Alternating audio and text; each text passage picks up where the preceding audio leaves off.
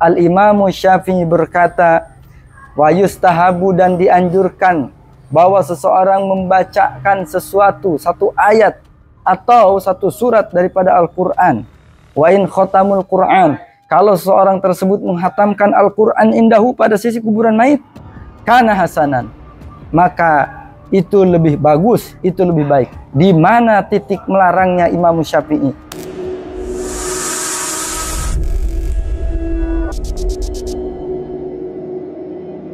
Assalamualaikum warahmatullahi wabarakatuh. Alhamdulillah wassalatu wassalamu ala Rasulillah Sayyidina wa Maulana Muhammad ibn Abdullah wa ala alihi wa sahbihi wa man wala. La haula wa la quwata illa billah. Rabbi israh li sadri wa yassir li amri wahlul 'uqdatan min lisani yafqahu qawli. Kaum muslimin dimanapun Anda berada, baru-baru ini terkait golongan Salafi Wahabi, terutama setelah viralnya video Ustadz Adi Hidayat, lalu kemudian banyak sekali yang mengkritik dengan tanpa ada adab, tanpa ada akhlak kepada seorang ulama, lalu kemudian menuduh Ustadz Adi Hidayat dengan justifikasi semau-maunya, kemudian merasa dirinya paling sunnah, merasa dirinya paling manhaj salaf. Saya sendiri tidak setuju ketika Salafi dinisbatkan kepada golongan Wahabi yang tersebar di Indonesia ini.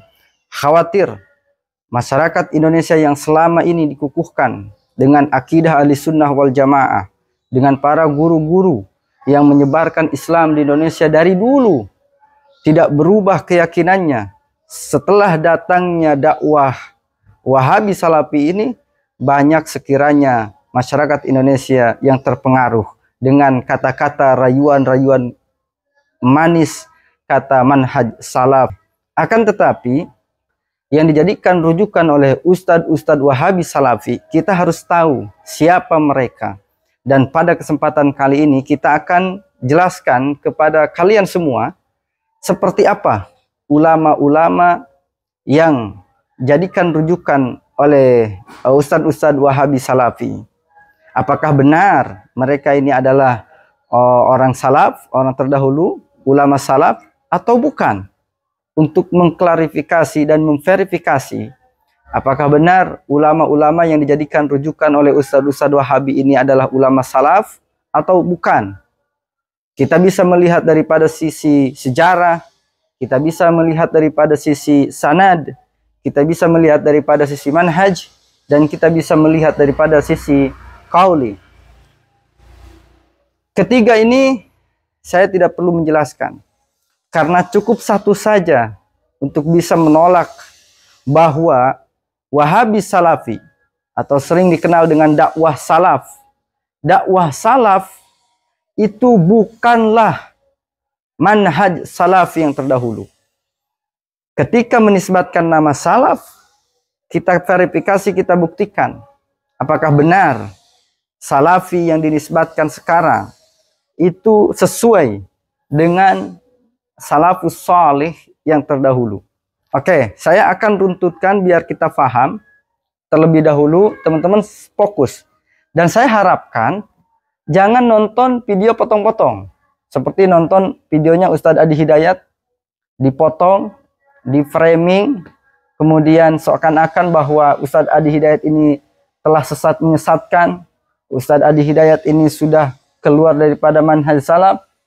Sekarang kita buktikan apakah benar si paling sunnah, si paling salaf, ini benar mereka ini pahamnya paham salaf atau bukan. Kita akan uraikan dimulai dari Nabi Shallallahu Alaihi Wasallam, dilanjutkan dengan para sahabat Nabi Shallallahu Alaihi Wasallam. Jika seseorang tidak berpedoman kepada Al-Quran dan juga hadis Nabi Shallallahu Alaihi Wasallam, ini pasti jelas dia keluar daripada manhaj. Semua umat Islam harus berpedoman kepada Al-Quran dan juga hadis Nabi Shallallahu Alaihi Wasallam. Nabi wafat itu pada tahun 11 Hijriah. Lalu Nabi diutus pada tahun ke-13 kenabian. 13 kenabian. Jadi dakwah Nabi ini kurang lebih 23 tahun. Setelah Nabi, kemudian di zaman para sahabat. Di zaman sahabat ini, ada sahabat yang terakhir kali meninggal.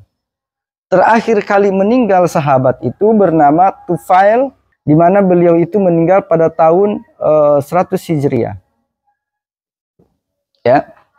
Jadi kita akan membuktikan ulama yang dijadikan rujukan utama oleh Wahabi Salafi itu dengan ulama-ulama yang dipakai rujukan oleh kebanyakan umat Islam saat ini di Indonesia terutama, seperti NU, Muhammadiyah, dan masih banyak lagi teman-teman yang ahli sunnah wal jamaah. Yang bikin kita miris adalah ketika melihat Wahabi Salafi dengan mudahnya menjustifikasi amaliyah, bid'ah, musyrik, bid'ah, musyrik, bid'ah, musyrik, tidak ada zaman Nabi dan sebagainya. Kita akan cross check. Saya akan bagi dua. Pertama, kami ulama-ulama NU, kemudian para ulama-ulama Muhammadiyah itu menggunakan rujukan para ulama dengan 4 mazhab. NU kami bermazhab terhadap mazhab Imam Syafi'i. 4 mazhab ini, yang pertama Imam Abu Hanifah, lalu kemudian Imam Malik ibn Anas,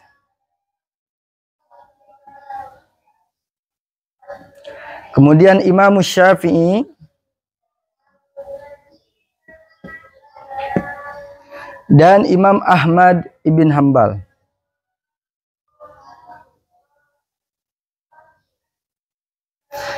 Kita sering mendengar ulama-ulama yang dijadikan rujukan oleh kaum Wahabi Salafi. Saya akan tuliskan yang paling banyak dipakai rujukan oleh ustadz-ustadz Salafi. Ini satu, Imam Ibnu Taimiyah. Lalu kemudian yang keduanya Muhammad bin Abdul Wahab. Yang ketiga ada Albani, Nasiruddin Albani. Dan yang keempat ada Bin Bas. Kalau kita lihat dari sisi sejarah, dari masa ulama 4 yang kita pakai rujukan ahli sunnah wal jamaah di Indonesia dan di seluruh dunia, dengan ulama yang dipakai rujukan oleh ustadz-ustadz Wahabi, itu sangat jauh teman-teman semua. Imam Abu Hanifah lahir pada tahun 80 Hijriah, wafatnya pada tahun 150 Hijriah. Beliau lahirnya di Kufah. Imam Malik bin Anas lahir pada tahun 93 Hijriah dan wafat pada tahun 179 Hijriah.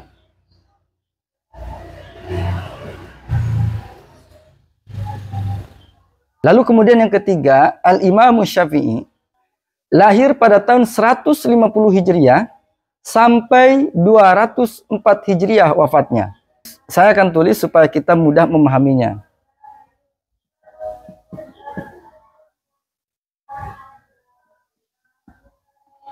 Sedangkan Imam Ahmad ibn Hanbal lahir pada tahun 164 Hijriah dan beliau wafat pada tahun 248 Hijriah.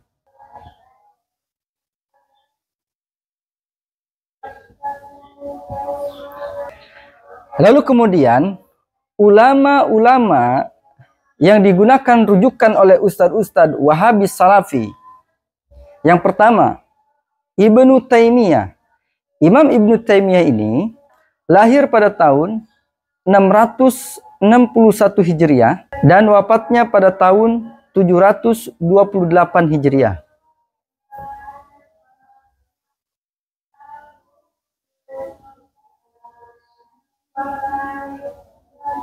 Sedangkan Muhammad bin Abdul Wahab lahirnya pada tahun 1115 Hijriah dan ia wafat pada tahun 1206 Hijriah.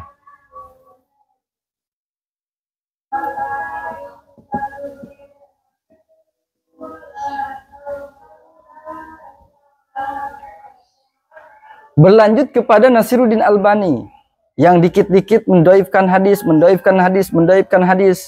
ya. Berapa sih beliau tahun lahirnya gitu? Albani ini lahir pada tahun 1332 Hijriah dan ia wafat pada tahun 1420 Hijriah.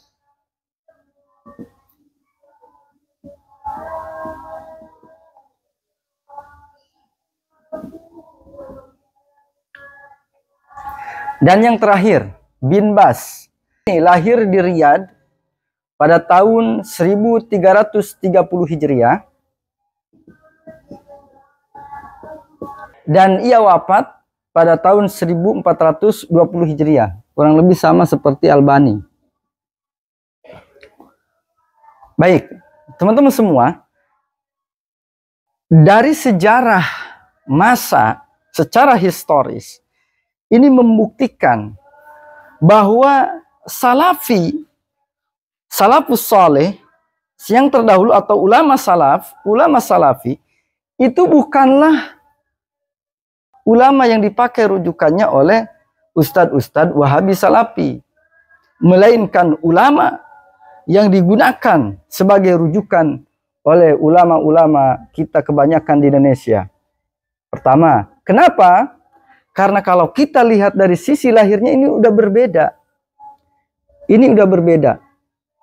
Dari sisi lahirnya saja sudah berbeda. Imam Abu Hanifah masih abad ke-1. Kemudian Imam Malik, Imam Syafi'i, Imam Ahmad bin Hanbal. Dibandingkan dengan Imam Ibnu Taimiyah, Muhammad bin Abdul Wahab, Albani, bin Bas. Ini sudah sangat berjauhan masanya. Makanya heran ketika ada ustadz-ustadz Wahabi, kami adalah dakwah salafi, pemahaman salaf. Sedangkan mereka menolak kepada sebagian pendapat-pendapat yang diutarakan oleh para mazhab yang 4. Apa sebagian pendapat? Nanti saya akan buktikan. Apa sebagian pendapat yang ditolak oleh Wahabi daripada ulama yang 4 ini? Apa yang mereka tolak? Nanti saya akan buktikan. Untuk memperkuat ini, tidak sah kalau kita tidak ambil daripada hadis Nabi Shallallahu Alaihi Wasallam, karena si paling sunnah ini pasti selalu disebutkan kepada Al-Quran dan hadis. Bahkan waktu itu saya berdiskusi dengan orang pengikutnya daripada Wahabi ini, dia katakan, saya ini menolak kitab-kitab. Yang saya inginkan adalah dalil hadis dan saya inginkan adalah dalil Al-Quran. Saya akan kasih hadis Nabi Shallallahu Alaihi Wasallam. Pertama, di dalam hadis Sahih Bukhari, nomor hadis 2458.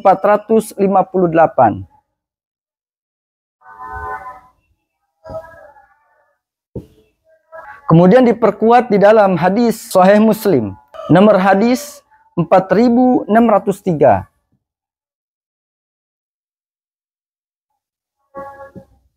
Kalau di dalam kitab Sahih Bukhari, nomor hadis 2458, Nabi Shallallahu Alaihi Wasallam bersabda, khairun nasi qarni, summal ladzina yalunahum, summal ladzina yalunahum.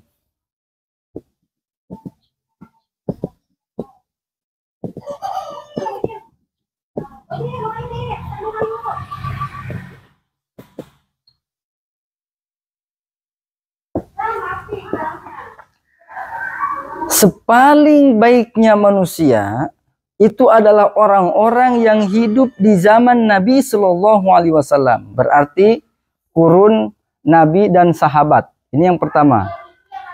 Summal ladzina yalunahum, kemudian orang-orang yang bersanding dengan zaman Nabi. Berarti tabi'in. Dan orang-orang yang bersanding dengan orang yang bersanding dengan zaman Nabi. Berarti ini tabi'in. Ulama sepakat. Kalau Imam Abu Hanifah, beliau adalah tabi'in. Sedangkan imam yang 3, ini tabi'in. Nah, ini ulama yang 4 ini jelas masuk kategori zaman yang ada di dalam hadis Nabi Shallallahu Alaihi Wasallam. Kata Nabi, khairun nas qarni summal ladzina yalunahum summal ladzina yalunahum. Jelas bahwa 4 mazhab ini masuk terhadap kategori ulama yang disebutkan terbaik di zaman Nabi, zaman sahabat, juga zaman tabi'in dan zaman tabi'in. Sekarang ulama yang digunakan rujukan oleh Wahabi Salafi, apakah dia masuk ke kategori hadis ini?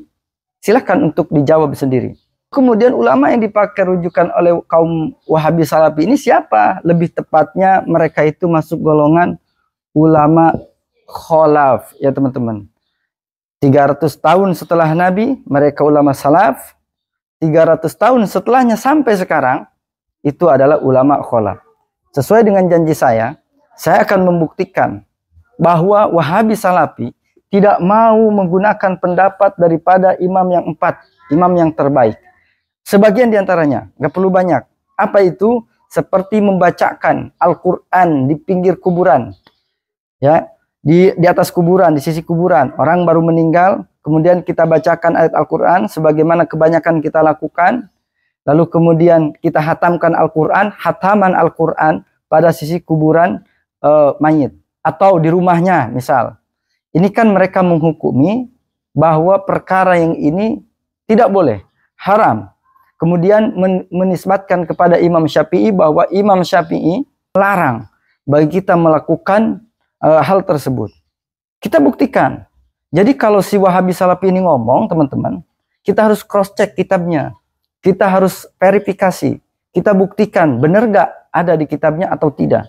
Jangan asal kita telan saja. Ini buat perhatian bagi kita semua. Bagi kalian yang punya kitab Riyadhus Shalihin, silahkan dibuka. Kalau di kitab saya ini halaman 305.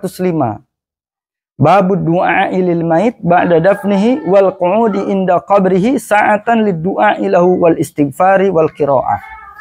Bab mendoakan si mayit setelah dikuburkan, lalu duduk pada sisi kuburannya, kemudian untuk membacakan doa, membacakan istighfar, dan membacakan ayat-ayat Al-Quran. Kalau hadisnya baca sendiri ini udah pasti bahwa doa istighfar sampai kepada si mayit.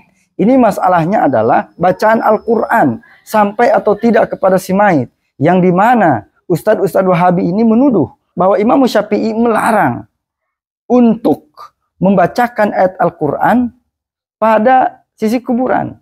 Coba kita lihat ke sini ya. Kita lihat di sini.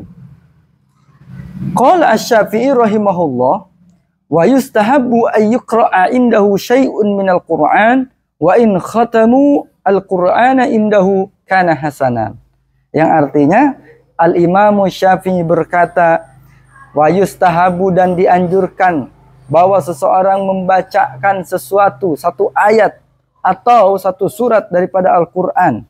Wa in khatamul Qur'an, kalau seorang tersebut menghatamkan Al-Quran indahu pada sisi kuburan mayit, kana hasanan, maka itu lebih bagus, itu lebih baik. Di mana titik melarangnya Imam Syafi'i? Coba kita buktikan. Kalau saya akan dekatkan kepada teman-teman semua ya. Nah ini nih, kalau masih tidak percaya, lihat nih. Qala Asy-Syafi'i rahimahullah wa yustahabbu ay yuqra'a indahu syai'un minal Qur'an wa in khatamul Qur'ana indahu kana hasanan. Ya. Jadi Imam Syafi'i itu justru menganjurkan kita membaca Al-Qur'an dan lebih baik untuk menghatamkan pada sisi mayit. Mudah-mudahan kita semua dijaga akidahnya dan ibadah kita, amalan kita untuk menuju kepada Allah Subhanahu wa taala sehingga kita selamat di dunia dan di akhirat, kita dibebaskan daripada fitnah akhir zaman. Wassalamualaikum warahmatullahi wabarakatuh.